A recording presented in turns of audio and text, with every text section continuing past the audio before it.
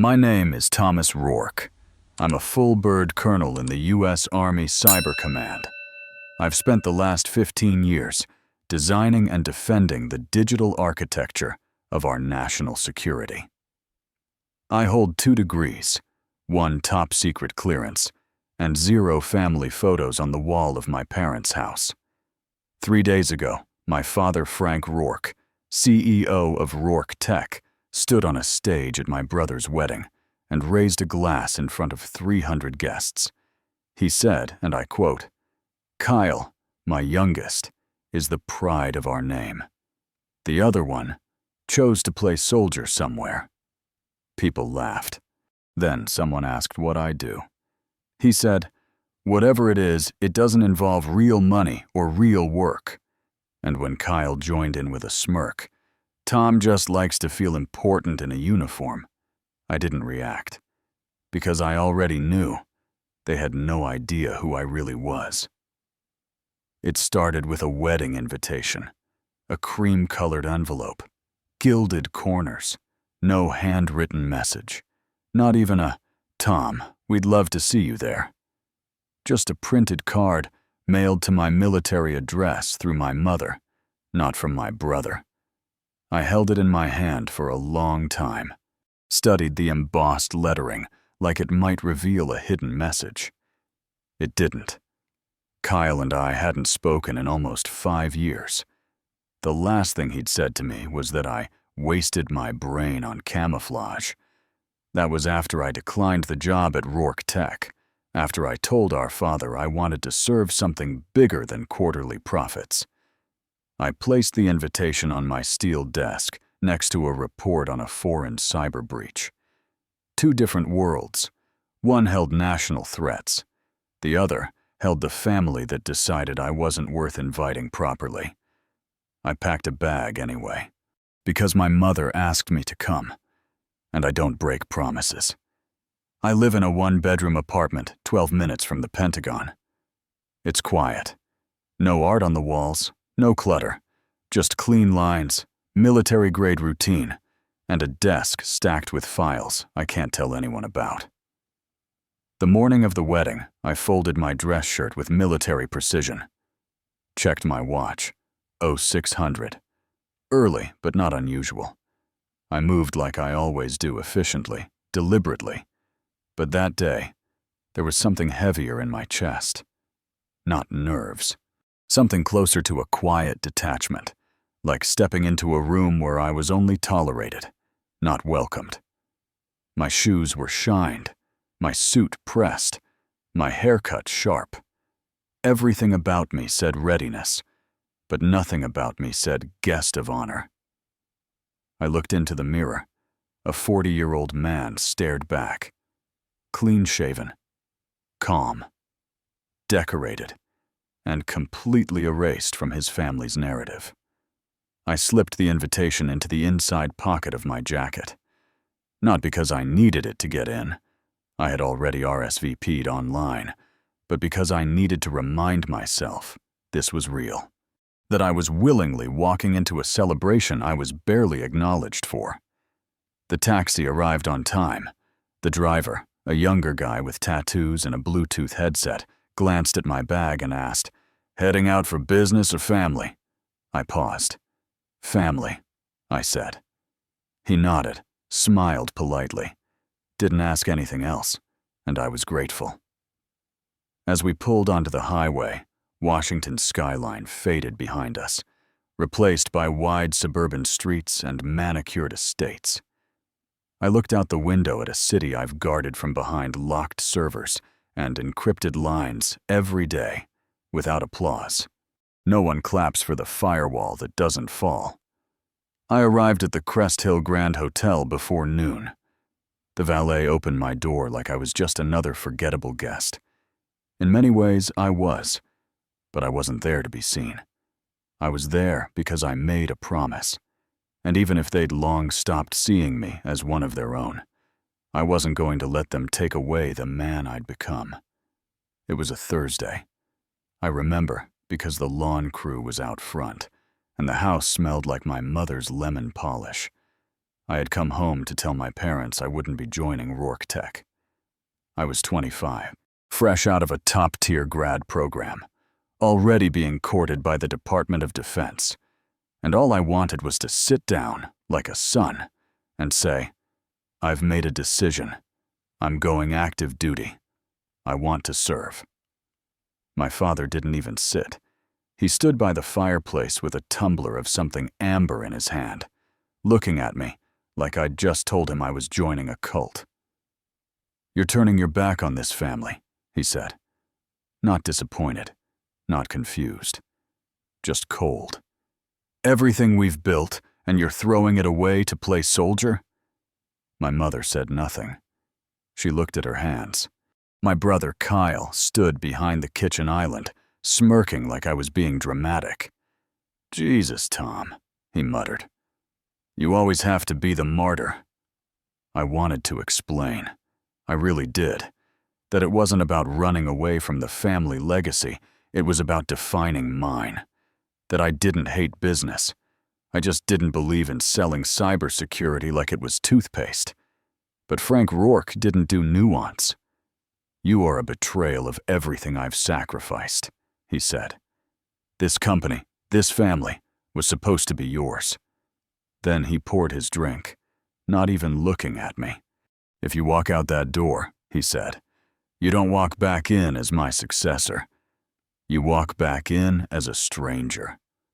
I stood there for another full minute, not crying, not yelling, just watching him draw a line through my name with his voice.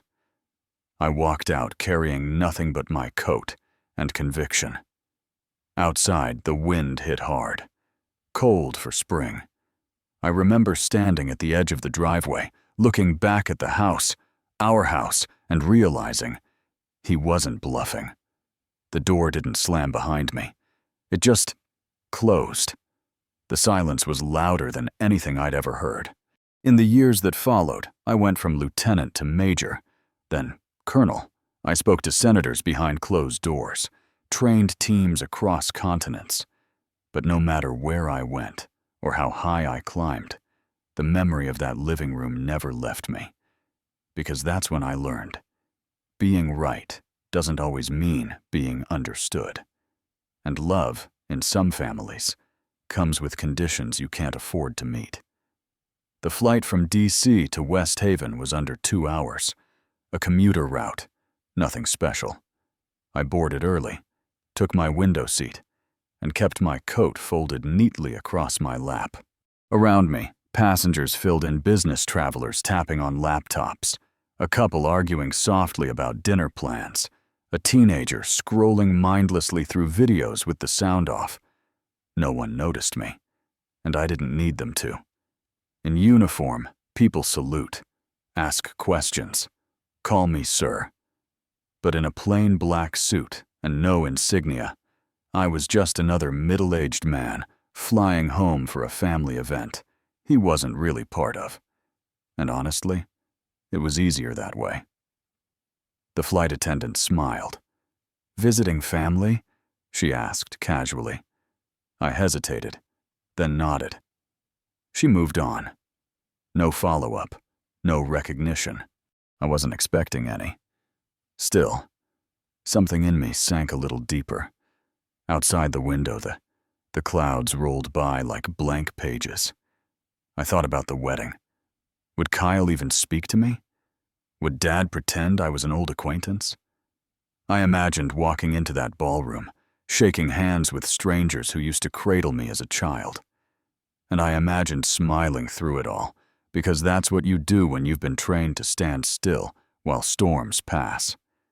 As the wheels touched down and the cabin jolted forward, I reminded myself, I wasn't there for them. I was there for the promise I made to my mother, and for the man I refused to let them erase. The Crest Hill Grand was the kind of place where everything sparkled. Marble floors, golden chandeliers, glass doors so polished you could see the doubt in your own face as you walked through them. I stepped inside alone. No one greeted me. No one was waiting. At the registration desk, A young woman glanced at my invitation. Her name tag said Jenna. She smiled, but her voice had that tone people use when they're trying to be polite with someone they assume is irrelevant. "Let me see. Thomas Rourke? You're at table 19. Toward the back. Just follow the corridor past the dance floor." Table 19. She didn't say it unkindly, but it landed like a quiet insult. I didn't expect to be front and center, not next to Kyle, not beside my father. But I also didn't expect to be tucked away near the service hallway, like a distant cousin or a last-minute guest. I thanked her anyway, because dignity isn't something they get to strip from me. I carry it with or without their invitation hierarchy. The ballroom was already humming. Strings of warm light dangled from the ceiling. Waitstaff glided between tables. Champagne flutes sparkled on every surface. I walked past uncles, former neighbors, board members from my father's company. Some glanced at me, uncertain. Some didn't glance at all.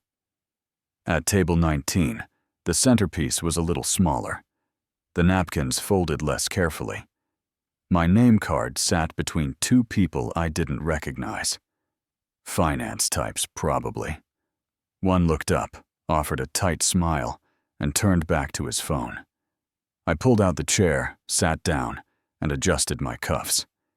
Invisibility isn't always a punishment. Sometimes it's the best cover you'll ever get.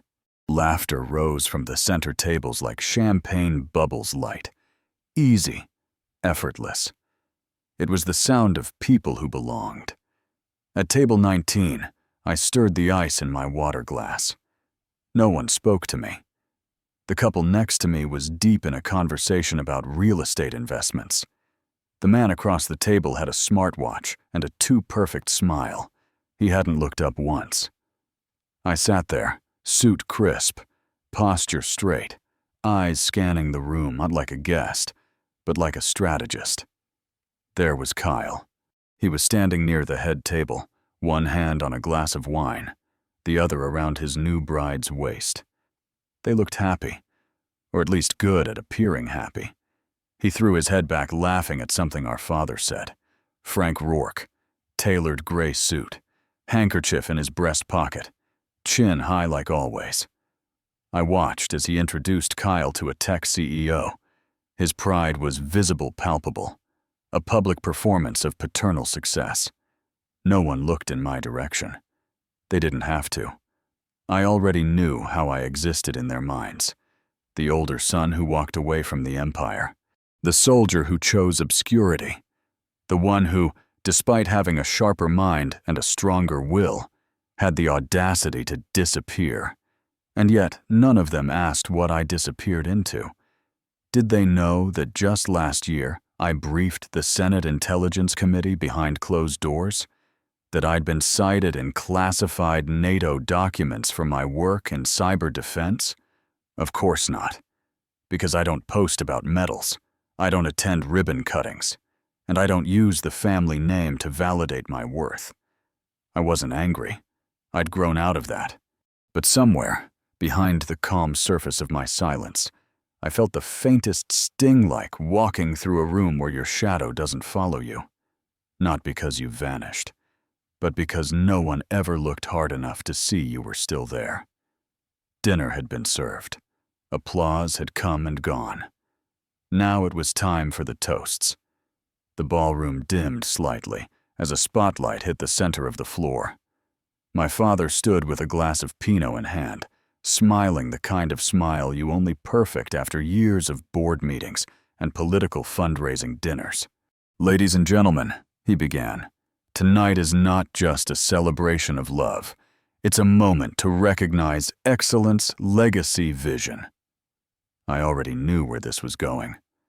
"My son Kyle," he continued, "is not only a brilliant financial strategist, but the future of Rourke Tech. He's taken us into new markets, new partnerships. He understands the weight of responsibility, the power of numbers.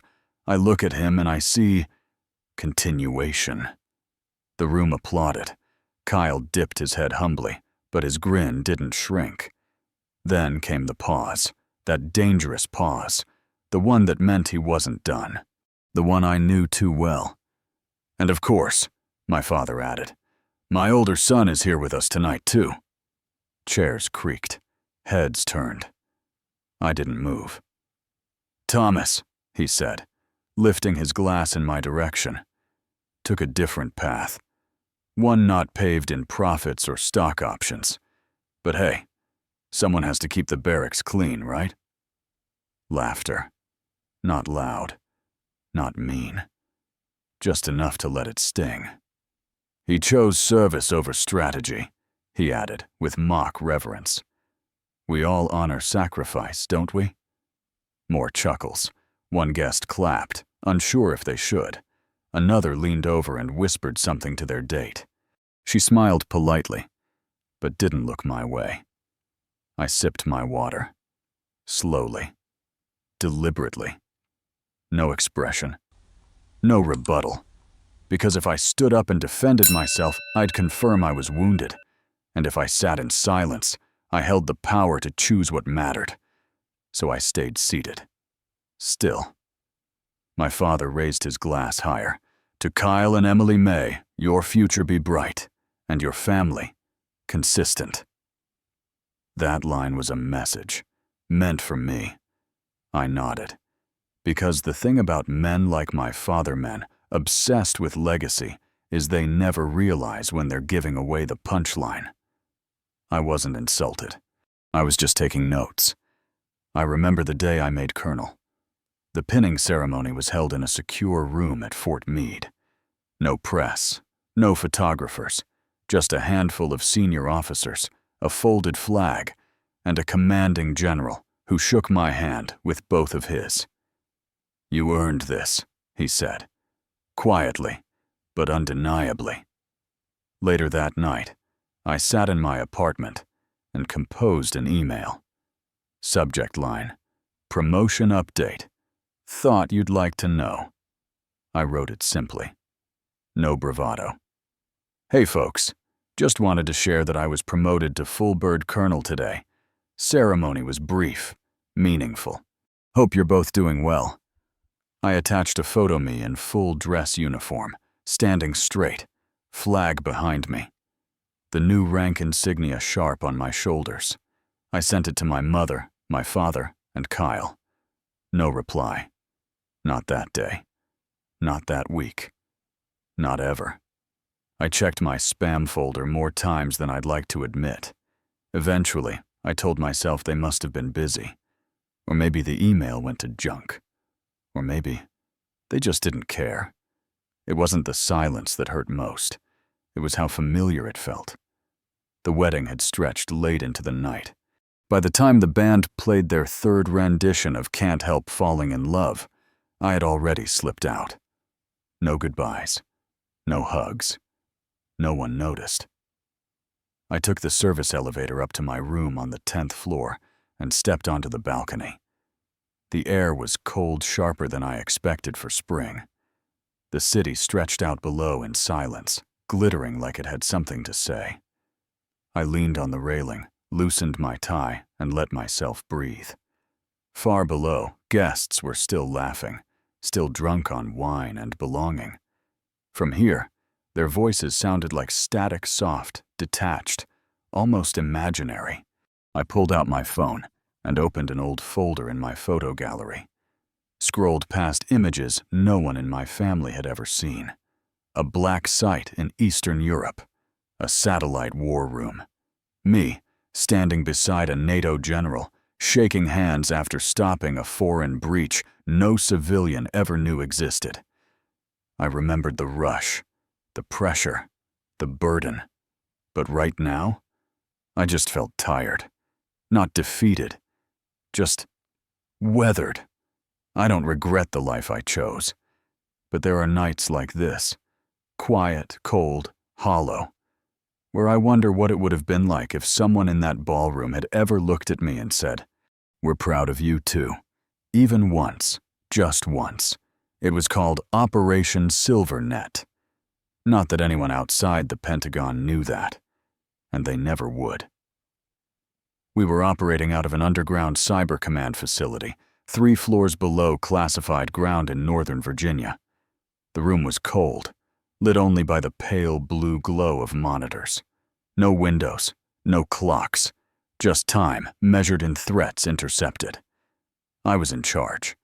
17 analysts, 4 live feeds, and 1 blinking red alert that wouldn't stop. The breach originated from a masked node in Eastern Europe.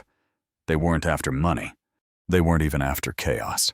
They were targeting control systems, energy grids, hospitals, air traffic communications. If they got in, even for a second, lives would be lost before anyone could react. This wasn't a drill. It wasn't a game. This was war fought in silence, behind screens, without a single bullet fired. I remember standing behind the primary analyst, a young lieutenant with shaking hands. He turned to me and whispered, "Sir, if we delay another 10 seconds, they're in." I gave the order. Reroute everything through Blackwall. Engage burn protocol on compromised ports. Then lock them out. He hesitated. "But sir, if we burn those routes, we lose access too." "I know," I said. "Do it anyway."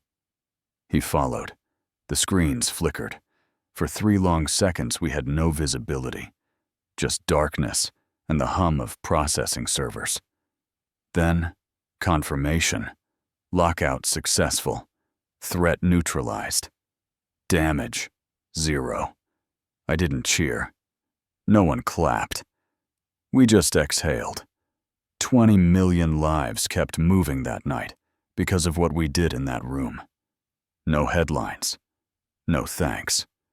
When the mission debrief ended, I walked back to my quarters. On my desk was a letter formal, thick paper, defense seal in gold. Inside was a commendation, signed by a general, filed away within the month. I sent a message to my father that night. Just a line. "We prevented a blackout across 4 states. No one will know. But I thought maybe you should." He never replied, and in time I stopped expecting him to, because some victories aren't visible, and some men only recognize power if it comes with a title, a headline, or a dollar sign. But I knew what I did, and so did the people I protected, even if they never knew I was there. The next morning I came down early. Couldn't sleep. Didn't want to try. The hotel's cafe was still quiet. Just the smell of fresh coffee and a few guests in suits pretending to read the news on their phones. I ordered a black coffee and found a seat by the window. That's when the young server approached, no older than 22, with kind eyes and a hint of nervous energy. "You here for the wedding?" she asked, setting my drink down. I nodded. "Yeah, family thing." She smiled. "Big family, huh? You look like you work in something serious. Tech? Law?" I paused. It was an innocent question. She meant well, but somehow it still tightened something in my chest. "Something like that," I said. She tilted her head, curious. "So, what do you do?" There it was. That question. The one that for most people is a way to connect. For me, it was a doorway I rarely opened. I looked at her, then out the window. I work in cybersecurity." She smiled again, satisfied with the answer. "Cool. Like antivirus stuff?" "Something like that." She left, and I sipped my coffee slowly. I've led teams across the globe, signed off on projects with national implications. I've briefed generals, corrected senators, and helped prevent a digital war. But sometimes, it's easier to be a nobody. Sometimes, silence is armor. Back in my room, I stood in front of the bathroom mirror. The morning light bled in through the sheer curtains, soft but unforgiving. The kind of light that doesn't flatter, it just tells the truth. I looked older than I remembered. Not in a worn-down way. Just seasoned. Crow's feet. A faint scar near my temple, barely visible now. The line in my jaw that always tightened when I was holding something in. I adjusted my collar, watching my own movements. Precise. Habitual. I didn't need to think about them anymore. I studied my reflection the way I used to study enemy network patterns, looking for weakness, for openings. But what I saw staring back wasn't weakness. It was distance. Distance between who I had become and who they still thought I was. My father saw a dropout from legacy. Kyle saw a man who disappeared into irrelevance. The guests last night barely saw me at all. I ran a hand down the side of my face, slow and steady. I didn't look like someone who needed validation, but that didn't mean I didn't feel the weight of being invisible. I asked myself a question I hadn't dared say out loud in years. Would I still have chosen this path if I'd known it meant walking it alone? I didn't answer. Some questions aren't meant to be answered in a hotel mirror. They're meant to be carried. The Rourke family estate sat on a hill just outside West Haven. 3 stories of glass, steel, and money. Every corner polished, every bush trimmed like a performance. I hadn't been back in 6 years. Not for the holidays, not for birthdays, not even when my uncle died and the family held a memorial in this very house. I sent flowers, got no reply. The housekeeper, Marla, opened the door. "Colonel Rourke," she said softly. Then she smiled. Tom, it's good to see you."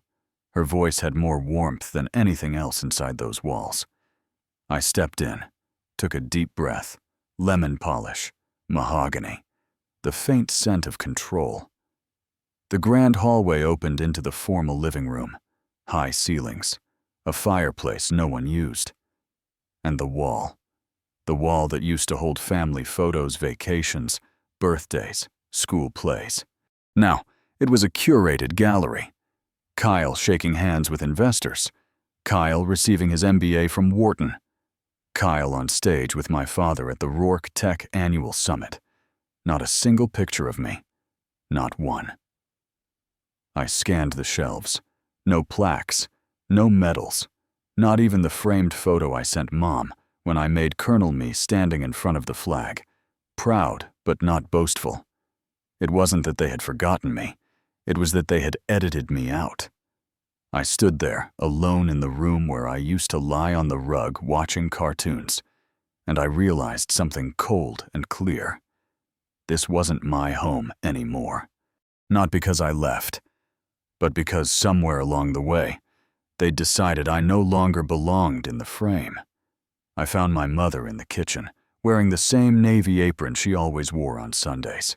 She was slicing apples, the way she did when I was a boy. Thin, careful, like each one had a story. She looked up, and for a moment, her face lit up. "Tommy," she said softly, "you made it." She wiped her hands and came over, hugged me with both arms. Her frame felt smaller than I remembered, more fragile, but her perfume was the same. Jasmine, and something warm underneath. Home, at least in scent. "You look good," she said, holding my face in both hands like I was still her 10-year-old. I smiled, nodded. "You too, Mom." We sat at the kitchen island. She poured tea into the same ceramic cups she'd had since I was a teenager. "Did you sleep all right at the hotel?" "Yeah," I lied. "Your room's ready here if you want it. I freshened the sheets." I thanked her. She looked down, fiddled with her teabag. "Your father was surprised you came." I let that hang in the air. Didn't bite. "He talks about you, you know," she added, cautiously. "Not to me," I said. She sighed, a long, quiet one. "He doesn't know how to say things the right way. But he worries. He reads every headline about those cyber attacks. He always asks if you're involved." I stared into my cup. "Funny," I said. "He never asks me directly." She reached for my hand, squeezed it gently. "You're still my son," she whispered, "even if this house doesn't always show it." And in that moment, I believed her. But I also knew love and belonging aren't always the same thing. The next morning, I came down early for breakfast. My father was already at the dining table, reading the business section of the Wall Street Journal, his reading glasses low on his nose. A silver pot of coffee steamed between us. My mother moved silently through the room, setting down plates like a well-trained hostess, not a wife. He didn't look up right away. "Sit," he said, turning a page. "No need to stand around." I pulled out a chair, sat across from him. The silence wasn't awkward, it was curated. He'd spent decades perfecting it. "So," he said, finally folding the paper, "how long are you staying?" "Just a couple days," I replied. He nodded, stirred his coffee once. "You know," he said, "there's still a place for you at the company." There it was. I didn't flinch. "We've grown a lot since you left. Kyle's done good work, but we're hitting capacity. Government contracts are piling up. We could use someone who understands the system." "I don't work for systems," I said. "I protect them." "Exactly," he said, tapping his spoon. "You could be an asset. We'll give you full clearance under Rourke Tech, high-level autonomy. Name your position." Like it was a negotiation. Like he was offering me salvation. I reached for my coffee, took a sip, kept my voice calm. "I already have a position, Dad." "With what? A title and a government pension?" I looked at him. "With purpose." He leaned back in his chair, annoyed but not surprised. "You're still chasing that nobility complex. Still playing soldier when you could be building something real." That line caught me.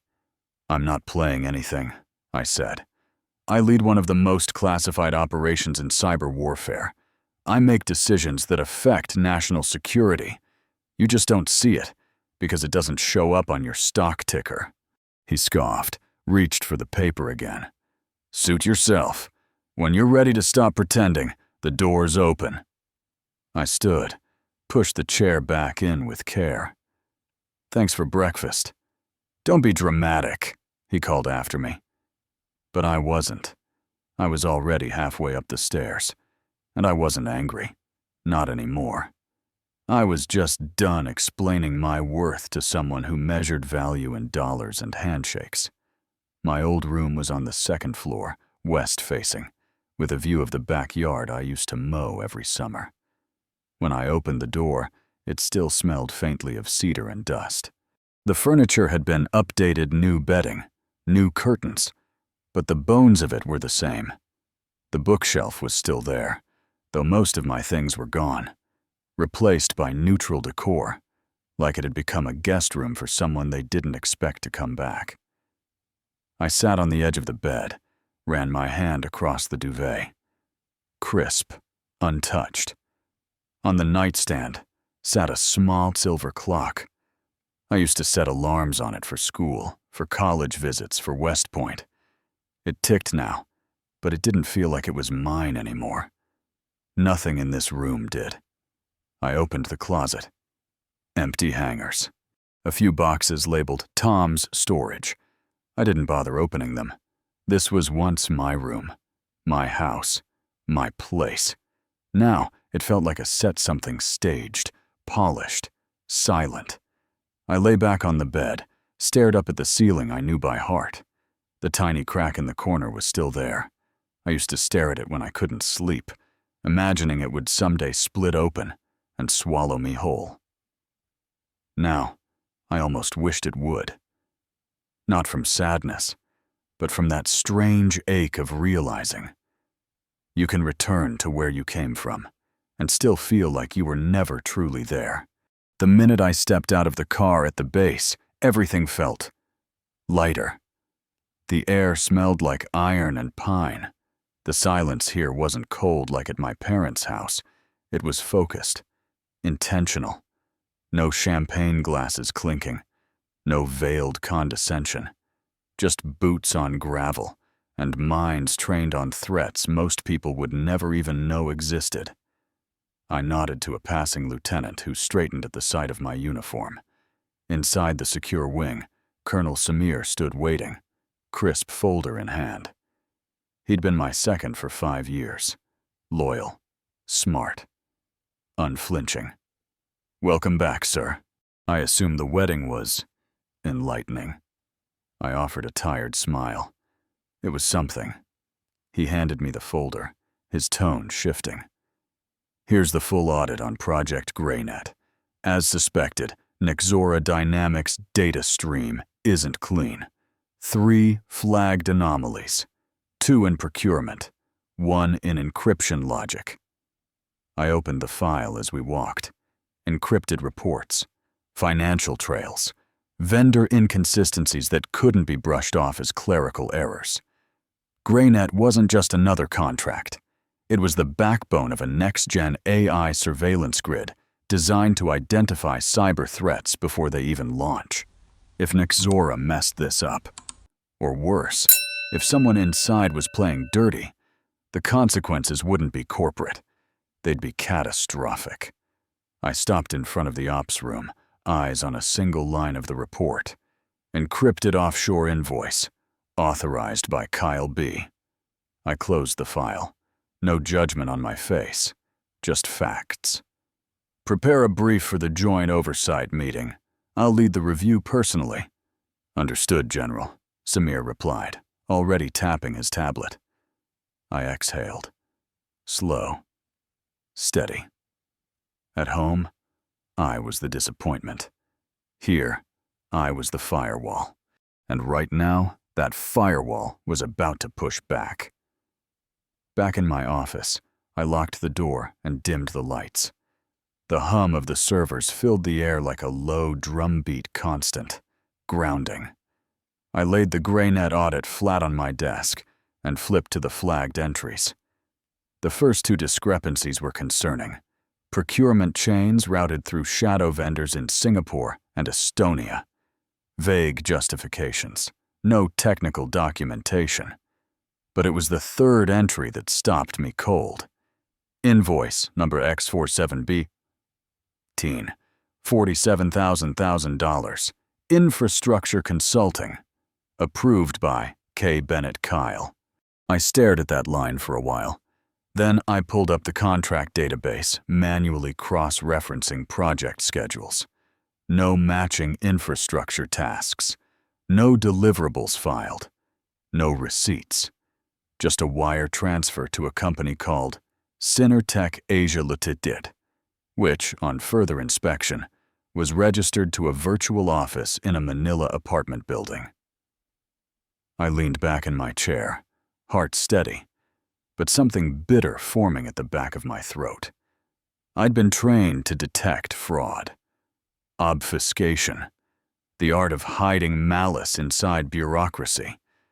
This wasn't incompetence. It was orchestration. Kyle had moved money. Federal money offshore. And if the Pentagon's internal auditors caught it before we handled it, the entire GreyNet contract would collapse. Nexora would be blacklisted. My family's company done. I looked out the narrow office window. Snow was beginning to fall over the compound. Was this negligence, or something worse?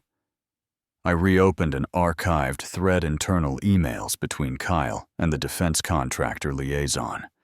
His replies were vague, wordy, confident.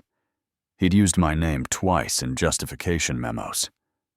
Reviewed by military contacts. Aligned with Cyber Division expectations. He'd leveraged my silence, my name. I clenched my jaw. No more. I tapped the intercom. "Colonel Samir, prep a formal inquiry. Limit distribution. GreyNet's got a contamination. Financial and operational." "Sir, should I alert the DoD auditors?" "Not yet," I said. "We give Nexora one shot to come clean." A long pause. "Understood." I turned back to the window. I never wanted to be their enemy. Not Kyle. Not even my father. But justice didn't ask for comfort. It asked for clarity. And in that moment, I saw everything clear as winter glass. Kyle wasn't just playing with numbers. He was gambling with national security, and he was about to lose. I remember that afternoon clearly. Summer of 2014. Backyard of the family estate. Dad was sitting in his usual chair reading the Financial Times, sunglasses on, barely present. I had just received my transfer orders. Cyber Strategy Division. A pivotal shift in my career. I came home that weekend to share the news over one of Mom's weekend barbecues. Only Mom smiled. Kyle was slicing through a ribeye, plate balanced on one hand. He didn't even look up when I told him. "So what now?" he said. "You're gonna fight wars? With a keyboard?" I let out a short laugh. Thought it was just his usual sarcasm. "Actually, yeah," I said. "That's where most threats begin now." He shrugged, still chewing. "Or maybe that's just where people end up when they can't handle the real thing." The table went quiet. I looked toward Dad. No reaction. He just turned a page. Kyle kept going, chuckling. "Don't take it personally, bro. I mean, come on. Some of us run numbers, some push buttons. But let's not kid ourselves. You're not exactly storming beaches." I didn't reply. I stood, walked inside to refill the ice bucket. Mom followed me. She placed a hand on my arm gently, her voice low. "He doesn't mean it, Tommy. He just doesn't understand what you do."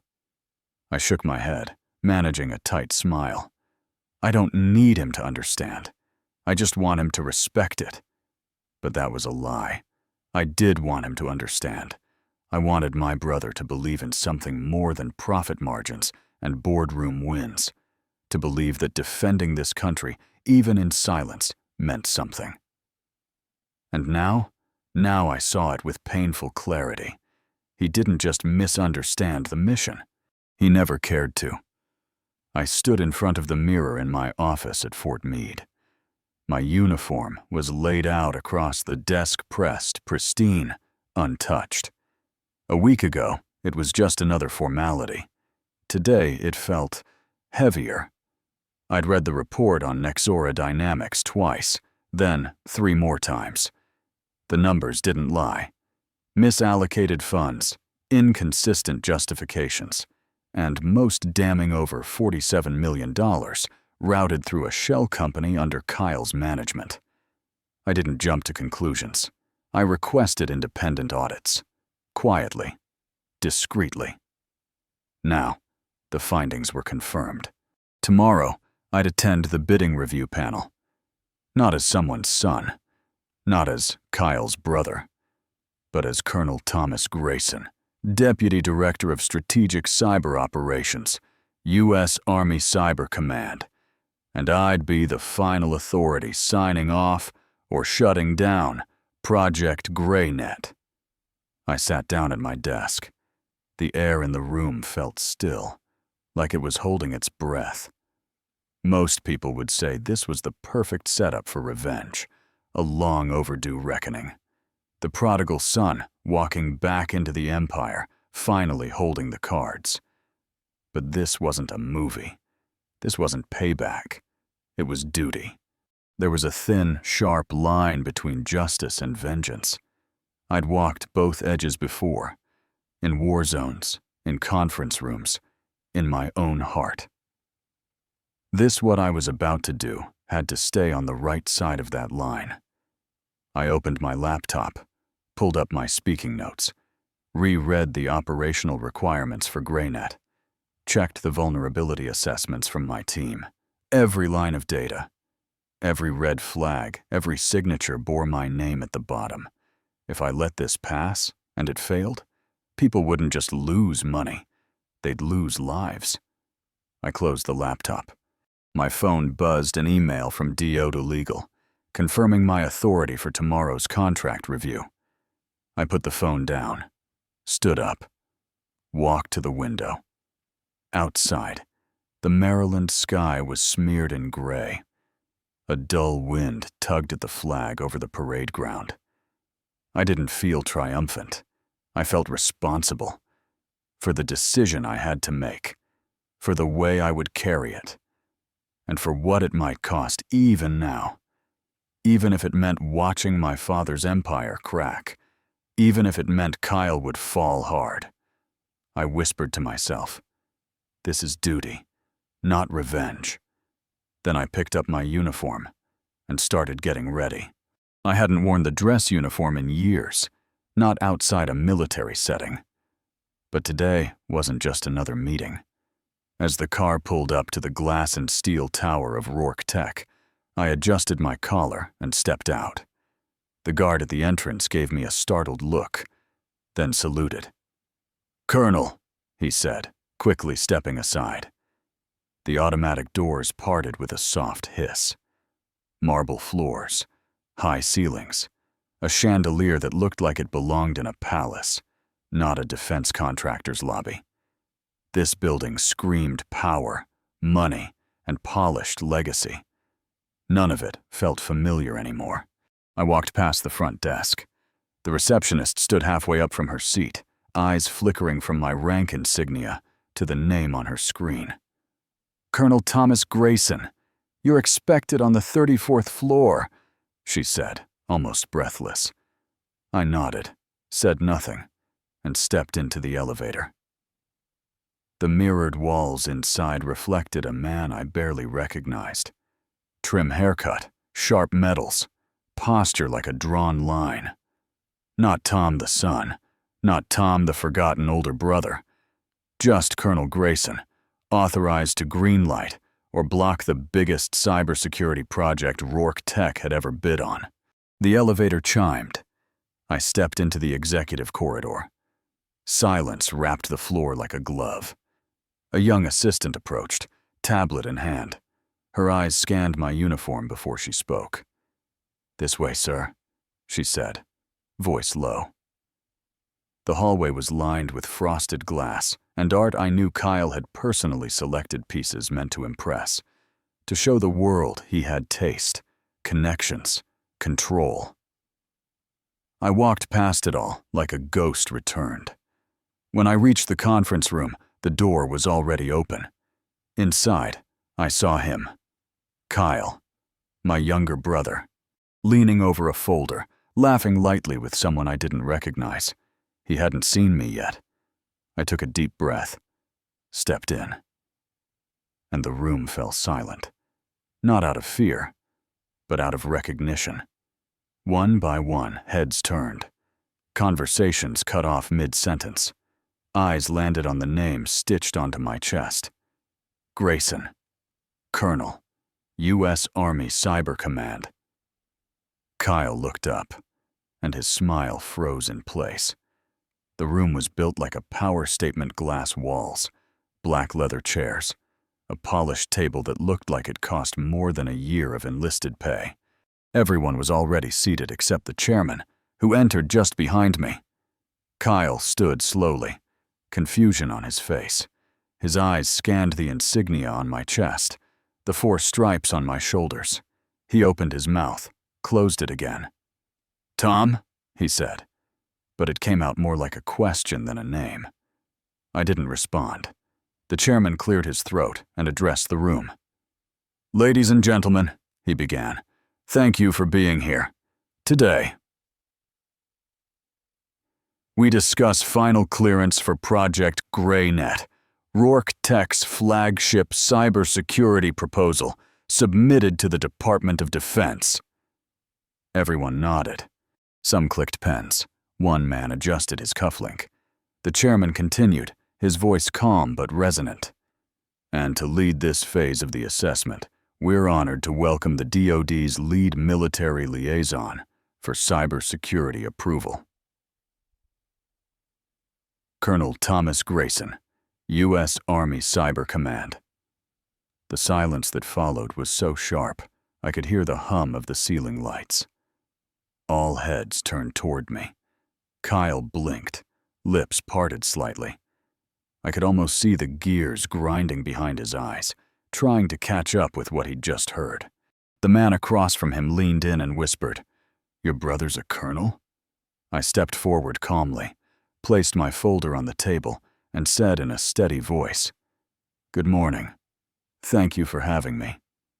I didn't say I was honored to be here, because I wasn't.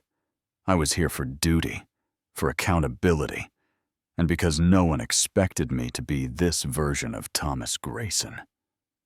Kyle sat back down slowly. He was pale now, the blood drained from his smug confidence. I noticed the CTO glance at him briefly before turning his eyes toward me. Sizing me up, I opened the folder.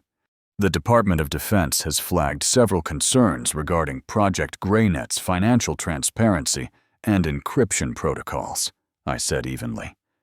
"Today's objective is not a rubber stamp, it's a technical interrogation." Someone cleared their throat. I continued.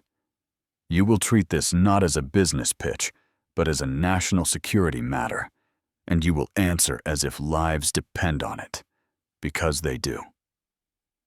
A few people shifted uncomfortably. The temperature in the room felt like it dropped 10 degrees. Kyle finally spoke, his voice low, but brittle. You're the final authority on this?" I looked him dead in the eye. "No," I said. "The Pentagon is. I'm just the one standing in front of you with the power to say no." His jaw clenched. I flipped the next page. The meeting had officially begun. I turned to the financial section of the folder. My fingers paused for a beat on a particular page line item. 47B, marked as Offshore R&D, Singapore Branch, 43.8 Mass. A red flag, printed in black and white. I looked up and said, "Let's start with this entry." I tapped the page lightly with my pen. $43.8 million allocated to research and development in Singapore. I'd like to see the documentation timelines, deliverables, personnel assigned, anything that justifies this cost. No one moved. Then Kyle glanced to his left, toward Frank Harlan, the CFO of Rourke Tech, and my father's longtime business partner. Frank didn't say a word. He simply stared at the glass of water in front of him, like it might answer for him. Kyle swallowed. "That's for strategic research, emerging encryption models, AI signal filters. Where are the reports?" I interrupted. Kyle's mouth opened, then closed again. "They're in progress. I can have the team forward them." I gave a single, unimpressed nod. "I reviewed your last quarterly report. The Singapore branch hasn't filed a single deliverable under Project GreyNet since last year. That's 12 months of silence, for $43 million. Murmurs rose around the table. Kyle started to shift in his chair. "I wasn't personally overseeing, but you signed off on it," I said flatly. "I have the authorization logs. You personally approved the funds." Frank finally looked up, but still didn't speak. Not in Kyle's defense, not in his own. I leaned back in my chair, folded my arms, not in aggression, but in precision. "This isn't about sloppy budgeting," I said. "This is about national security. If Rourke Tech can't account for every dollar, then how can we trust your infrastructure won't leak data? Or worse, hand it over to the highest bidder?" The CTO tried to chime in, but I raised a hand. "We're not talking code yet," I said. "We're talking credibility." Kyle glanced at Frank again, this time with something like desperation in his eyes. But Frank remained silent. He knew what I knew, that this wasn't just a bad spreadsheet, it was a test, and they were failing. Hard. I turned to the chairman. "Unless I receive a full breakdown and audit trail within 48 hours, GreyNet will not proceed to defense integration, and I'll be forced to recommend formal review of Rourke Tech's eligibility for future contracts." Gasps weren't audible, but I felt the tension ripple down the length of the table. Kyle's voice came back, small this time. "You can't be serious." I looked straight at him. "I've never been more serious in my life." The room hadn't settled since I dropped the audit deadline. Kyle was visibly shaken. His fingers fidgeted under the table, a tic he never outgrew. Frank Harlan sat stiff as marble silent, calculating. My father hadn't spoken once since I entered. Then it came. From across the table, one of the directors leaned in toward my father and said half under his breath, but just loud enough, "Didn't know your son was a colonel. I thought he was, just enlisted." A few heads turned. My father's jaw tightened. "He never mentioned the rank," he said curtly, as if that justified his ignorance. "Colonel Rourke," the chairman corrected, glancing at me with something between respect and regret. "He didn't just show up in uniform. He showed up with federal authority." A ripple of quiet followed. So I decided not to hold it back any longer. I stood up, my voice steady, even. "My name is Colonel Thomas Rourke, Director of Cyber Defense Operations under the Department of the Army. I oversee all strategic cybersecurity integrations across defense contractors." I let that sit. The entire GrayNet contract falls under my jurisdiction. Not because of nepotism, not because I'm here as someone's son, but because I earned that seat, line by line, operation by operation, decade by decade. I was deployed when this country faced invisible wars you never read about. Wars we won, not with missiles, but with silence. I looked straight at my father now. When I chose the Army over the company, you said I was betraying the family legacy. But this, I gestured to the binder, to the contract, to the silence surrounding the room. This is what I was fighting for the integrity of systems that protect this country from falling into chaos. Kyle muttered, "So this was all payback." I turned to him, calm. "No, this isn't revenge. This is responsibility. Something you once told me was the hallmark of leadership." Frank finally spoke up, voice rough, low. "We didn't know." "That," I said, "was by design." I scanned the room, saw the shifting discomfort in the executive's eyes, some embarrassed, others ashamed. Because if I walked in wearing this uniform and said I was the colonel running this bid, half of you would have smiled and nodded without listening. But walking in as just the soldier, you showed me who you really were. My voice didn't waver, not from pride, not from pain, just clarity. This isn't about family feuds. This is about competence, transparency, security.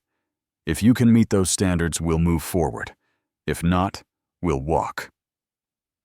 I sat back down, the room dead silent. The same man who whispered earlier leaned toward Kyle and muttered, "He's the damn colonel?" Like he couldn't believe it. And then came the line that sealed it. A retired Marine who'd sat through the entire meeting without speaking. Someone I didn't recognize, leaned forward, looked at my father, and said with a dry chuckle, "Lowly soldier, huh? That lowly soldier just outranks half the brass I've ever known." No one laughed, except him. And maybe me, just a little. Because in that moment, the labels, the assumptions, the years of silence, they didn't matter. What mattered was truth, and the uniform didn't lie. After the meeting, I thought I'd feel relief. I didn't. Pride, maybe. But it came with something heavier. The boardroom emptied in silence. No congratulations, no applause, just stares that clung to the edge of apology. Then, a knock on the side door. It was the chairman's assistant. "Colonel Rourke, your family has asked to speak with you in Mr. Frank's private lounge." I nodded, not because I wanted to, but because some debts can't be ignored forever. The room was quiet when I stepped in. Thick carpet, dark leather chairs, the smell of old scotch and crystal tumblers. This was my father's world. He stood by the window, back turned. Kyle sat slouched on the edge of a couch, rubbing his palms together like he'd just come out of a storm. And my mother. My mother sat in the corner, hands folded on her lap, eyes red, like she'd cried in a silence no one heard. I didn't speak first. Neither did they. Finally, my mother stood, crossed the room slowly. She touched my arm lightly, then looked up at me like she didn't know what to say. "I didn't know," she whispered. Her voice cracked. "I knew you were in the army, but I didn't know what you did. You never told us." "I did," I said. Calm, not cruel, just the truth. "I sent emails, letters. I invited you to my promotion, to the NATO ceremony. Nobody came." Kyle looked up then, his voice dry. "I thought you were being dramatic, trying to prove a point." He exhaled, rubbed his eyes. "I didn't think you'd actually make it that far." My father still hadn't turned around, but he spoke. "I was wrong." I'd waited 10 years to hear him say it. Thought I'd feel something crack open when he did, but I just stood still. He finally turned to face me, his eyes tired, his voice steadier now. "I thought I was protecting you. I thought I was steering you towards something secure, something powerful. But I didn't see that you already had that inside you." He paused, stepped closer. "I called you a lowly soldier because I didn't understand the world you chose, and because I was afraid that maybe you didn't need us at all." He looked down. "I still don't understand everything you do, Tom, but I know this. What you did in that room, that took more than rank. That took guts and conviction and a hell of a lot more integrity than I've shown lately." Kyle spoke again, quieter this time. "I was jealous. All those years, I thought I was the one carrying the family forward. But you've been carrying a weight we never even saw." Silence again. Then my mother took my hand. "I'm sorry, Thomas," she said softly. "I see you now." And for the first time in years, I believed it. I sat down slowly, across from them. No longer the boy asking for approval. No longer the outsider wondering what he did wrong. Just a man, with the truth. "You want to know what hurts?" I said, my voice steady. "It's not that you didn't come to the ceremony, or that you didn't write back when I made colonel. It's that you never even asked." They looked at me, silent.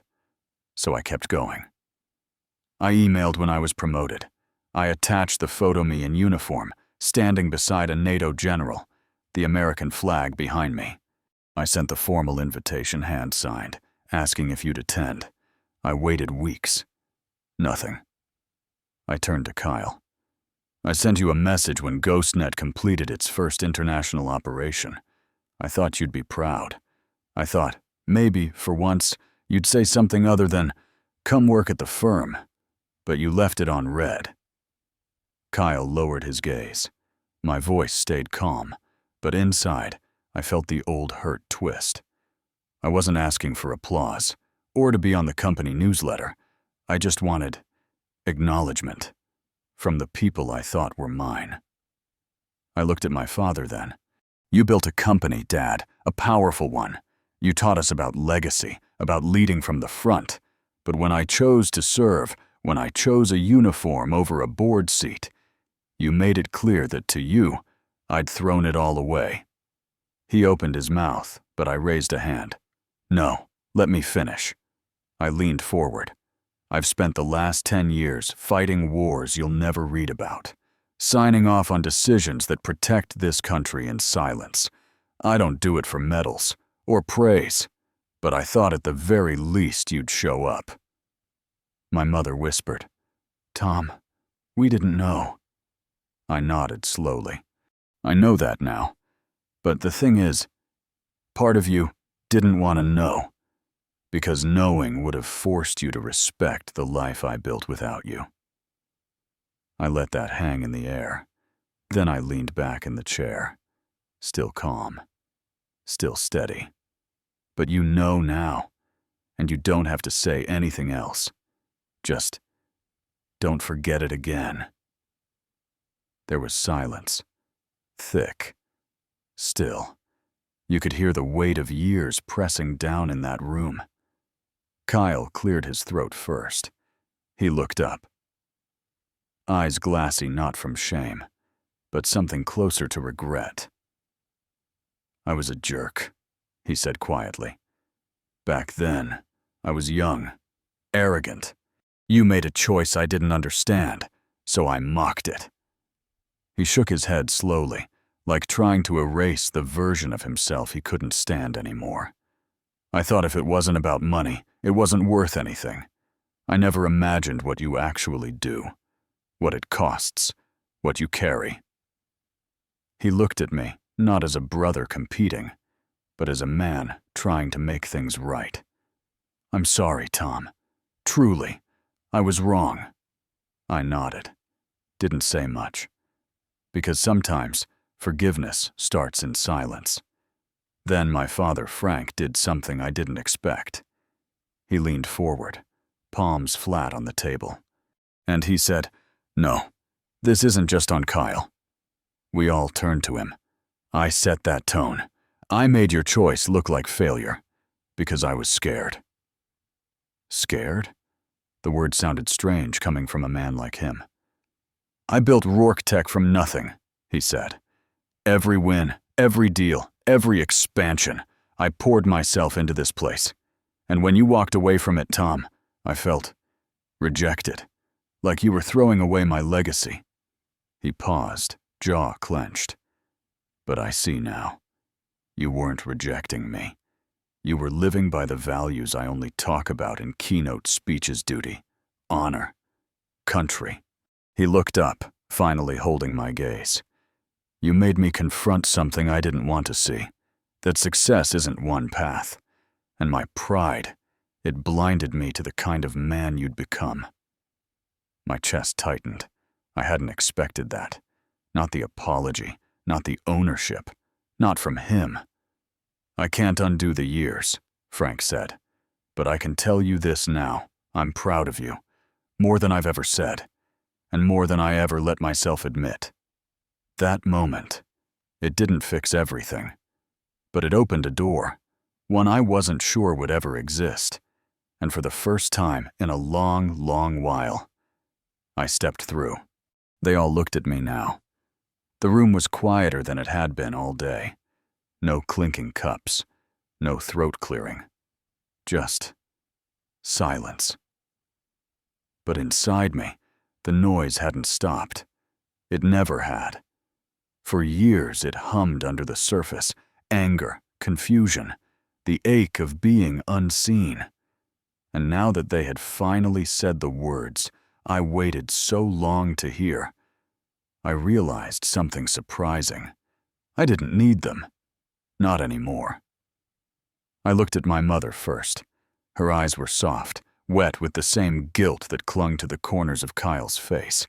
Then to Kyle himself, who looked more like my little brother again than the polished CFO of a billion-dollar company. And finally, to my father. "I appreciate what you said," I began. My voice was calm, even. "Both of you." I paused, chose my next words carefully. "I didn't come here to shame anyone, or demand apologies. I've had time to make peace with the distance, but I do want to leave something behind before I go." They leaned in quietly. "For years, I sent you emails, invitations. I stood in places you never saw, did work you'll never fully understand. And all I ever hoped for was not praise, not a headline, just one thing." I turned to my father. Respect. I let the words settle like dust on polished wood. I never needed a trophy shelf. I didn't want my photo in the lobby. I just wanted to sit at the table without being looked at like a disappointment. My mother sobbed quietly behind her hand. My father just nodded. "I chose a different road, One with more mud than marble. One where people don't clap. They salute. Where we lose more than we win, but we keep going anyway. I looked at Kyle again. You called me a hero today, and I appreciate that. But I'm not. I'm just a man who tried to live by what he believed, even when it cost him his family. I exhaled. I can't change the past. Neither can you. But I can ask this. Next time you meet someone who walks a different path, don't measure them by your map. They didn't respond, not with words. But I could see the shift. It was in their posture, their eyes. The quiet way guilt turned into humility. I stood up, walked to the door. But just before leaving, I looked back once more. I never needed recognition, I said. Then I smiled, not bitter, not triumphant, just honest. I just needed respect. Then I opened the door, stepped out into the hallway, and let it close behind me. This time, not to shut them out, but to walk into my own life on my own terms. 6 months passed. You'd think time would soften things, blur the edges, make the memories quieter. But the truth is, some things don't fade. You just learn how to live alongside them.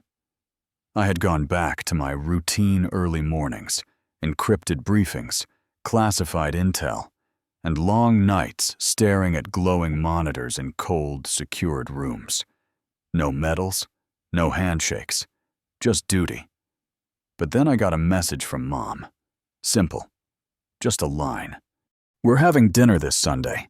If you're not too busy, we'd love to see you. I stared at it longer than I should have. I didn't reply right away. I just let it sit there, like a scar you learn to trace with your eyes shut. But that Sunday, around 5 p.m., I found myself pulling into their driveway again. The house looked the same. Trimmed hedges, the smell of rosemary in the air. But something in me felt different. Clara, the housekeeper, opened the door before I could knock. "Mr. Tom," she smiled warmly. "Took you long enough." I chuckled.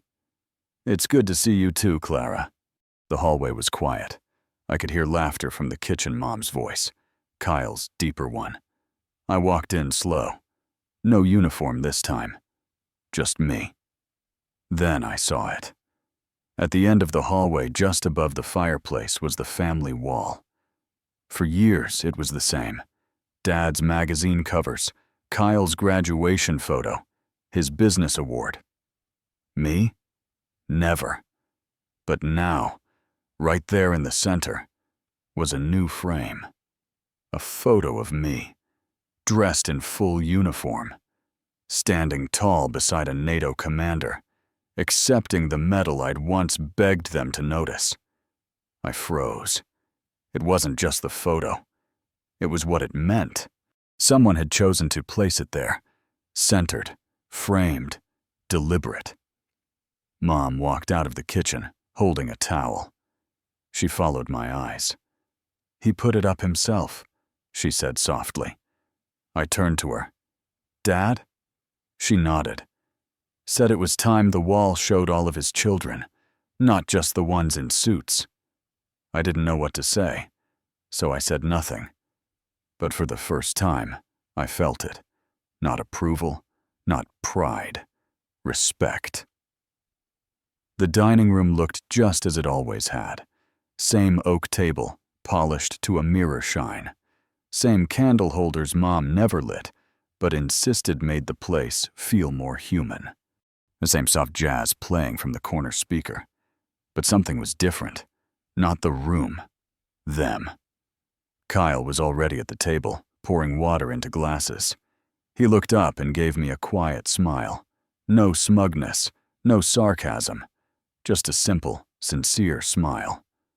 "Hey," he said. "Hey," I replied.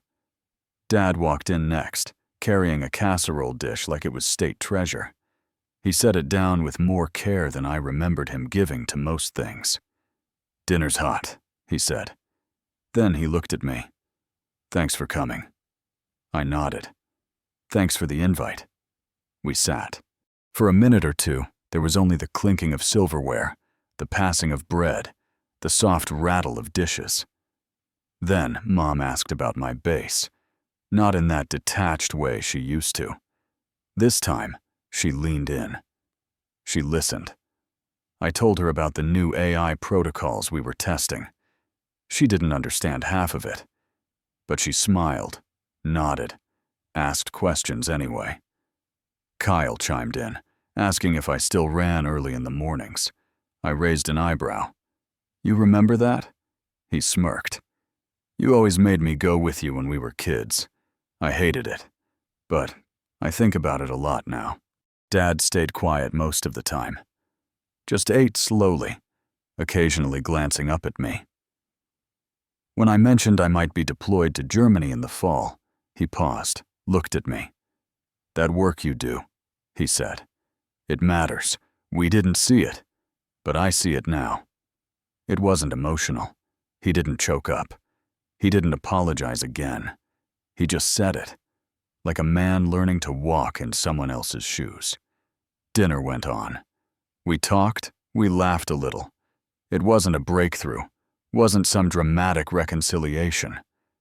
But it was real.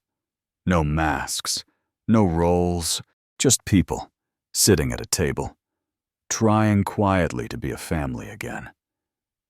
And for the first time in years, I didn't feel like a guest in my own home. I felt present. After dinner, Kyle asked if I'd walk with him around the backyard. It was quiet, just a soft breeze moving through the old oak trees. The same trees we used to climb as kids, back when scraped knees and muddy shoes were the worst things in the world. We strolled past the pool, past the garden Mom kept trying to revive every spring. He kept his hands in his pockets. "I've been thinking about Berlin," he said. I looked at him. "The deployment?" He nodded. "Yeah, I read about it. Those cyber threats, the pressure, it's a lot." I shrugged. "It's what I trained for." He didn't say anything for a moment, just kicked a pebble across the pavement. Then he looked up at me, eyes steady, voice low. "I used to think respect came from being admired," he said. "The title, the money, the headlines. That if people envied you, they respected you." I said nothing, just let him keep going. "When I saw you in that boardroom," he continued, "in uniform, asking questions I couldn't answer, I realized I didn't even know what you really did. I just assumed. All these years, I assumed you chose something small." He paused again. "But you didn't choose small. You chose hard, quiet, sacrificial, and I mocked it because it didn't make noise like mine did." He turned to me. "I used to think respect was about being the loudest person in the room. Now I know it's about being the one people listen to when it matters." That hit harder than I expected. I didn't need his validation. Not anymore. But hearing it, after years of silence, it meant something. I gave him a small nod. "Takes guts to admit that," he smirked. "You're not gonna make this easy, huh? I'm your big brother. It's my job." We stood there, the night thick with unspoken things. But this time, the silence didn't feel heavy. It felt earned. Kyle glanced back toward the house. "I told Dad he should have listened sooner," he said. "He didn't fight me on it." I raised an eyebrow. "Now that's progress." He laughed softly. "It is." Then he looked at me again. "I'm not just proud you're my brother, Tom. I respect you. I mean that." I believed him, not because of the words, but because, for the first time, he didn't say them for show. He said them like someone who finally understood the weight of quiet sacrifice. And in that moment, I felt something shift between us. Not a reset, but a new beginning. The kind where respect isn't demanded. It's given. That night, as the house quieted and everyone went to bed, I lingered in the hallway. I walked past the family portraits one more time. And there I was, finally framed between Dad's Forbes cover and Kyle's graduation photo. No spotlight, no golden plaque, just me in uniform, shaking hands with a NATO commander. Small frame, big silence. Back in the guest room, I found the envelope on the nightstand. Cream-colored paper. Familiar handwriting across the front. Tommy. Only one person still called me that. I sat on the edge of the bed, opened it carefully. The paper was thick, slightly scented, that soft vanilla she always favored. Her words were in blue ink, neat cursive, a little shaky now. My Tommy. I don't know how to begin, so I'll start with what's always been true. I love you, and I'm sorry. I was wrong to think silence meant I supported your choices. I was scared that you'd go too far from us, too deep into a world I didn't understand. I didn't know how to be proud of something I couldn't see. But the truth is, I always was. Every time your name came up, even when your father dismissed it, I felt something swell in my chest. Not pride in what you'd done, pride in who you were. Even as a boy, you were strong where others wavered. You never needed applause, but I should have clapped anyway. I've kept every article, you know, printed every news piece that mentioned Colonel Thomas R. Callahan. They're in a box under my sewing cabinet, and I cried when I saw you in that boardroom, not because you were powerful, but because you stood tall, without bitterness, without yelling, with grace. You became the man your father once taught you to be, even when he forgot what those lessons meant. I hope in time you'll forgive us. Forgive me. And know this, our home is yours, always, no matter what. Love always, Mom. I sat there for a long time. The words didn't shout. They didn't justify. They just felt like home. A kind of home I hadn't known I still needed. I folded the letter carefully, placed it in my wallet behind my ID. Then I looked out the window. The pool shimmered faintly under the moonlight, just like it had when Kyle and I were kids. The wind rustled the trees. Somewhere downstairs, the old grandfather clock chimed midnight. And for the first time in years, I wasn't restless. I wasn't rehearsing answers or replaying what I should have said. I was just still, not victorious, not vindicated, just whole. Mom didn't try to fix what had happened. She didn't excuse the years of absence. But her words, simple, handwritten, honest, were enough. In this family, we'd lost time. We'd lost sight of each other. But we hadn't lost everything. And as I turned off the light, I realized something I never expected. Forgiveness isn't about forgetting the wound. It's about recognizing that healing is a choice. And I was ready to choose it. Tomorrow, I'd head back to base. Back to the quiet halls of command, the cold briefings, the urgent decisions.